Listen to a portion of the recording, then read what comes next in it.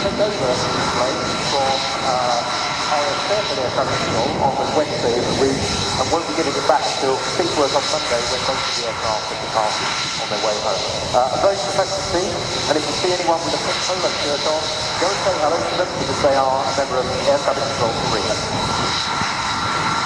Superb job they do because this airfield for these few days to the arrival and departure day transforms itself into one of the busiest in the whole of the United States. Yeah, and it's good because a big mix of experience up in town at the moment. One of the members is the 28 RIAT, clearly not in the spare boot, and the two of them, this is the first time they've been part of that team, so a very good mix of experience.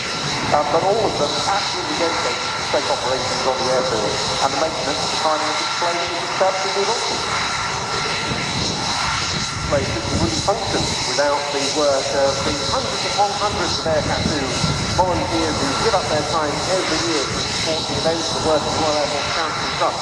And for that, the organisers, headed by Chief Executive Andy Armstrong, are of course enormously grateful.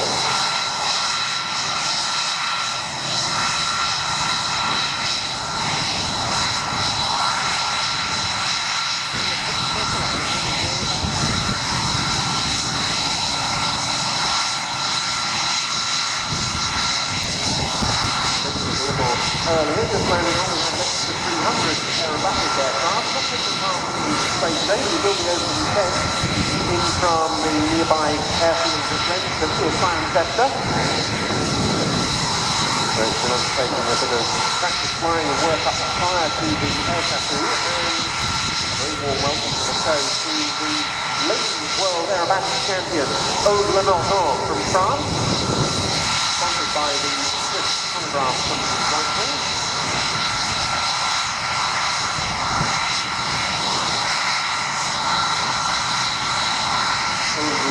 Aircraft pilot with Radar, he won the Ladies World Aerobatic Round last year. Well, the airframe may date from the late 70s and early 80s, which was when Belgium received most of its F-16s. The avionics inside certainly don't. The aircraft has been brought up to a standard much more comparable with far more recent production examples of the Fighting Falcon, and delivered to the tune of well in excess of 4,500 examples.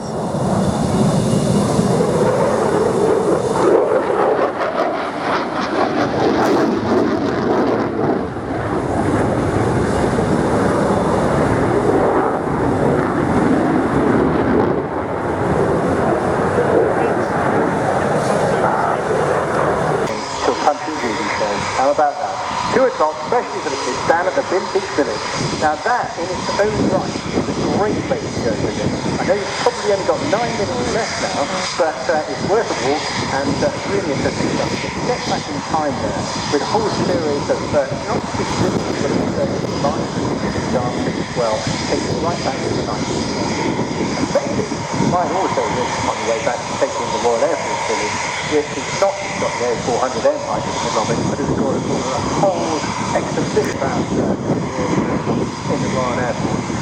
Really an extraordinary backdrop for any air display organisation that is going on in the UK. I couldn't agree more there, George. If you look at the A400M, the RIAT Village is just behind it, and in fact the A400M, a version of which we saw earlier, giving a very spirited display from the Airbus factory, is there, and it's open for business for people to queue up and have a look around inside.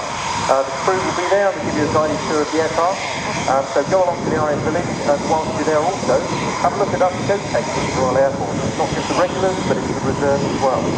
On the site, we've got the Skydome, the cyberspace communications.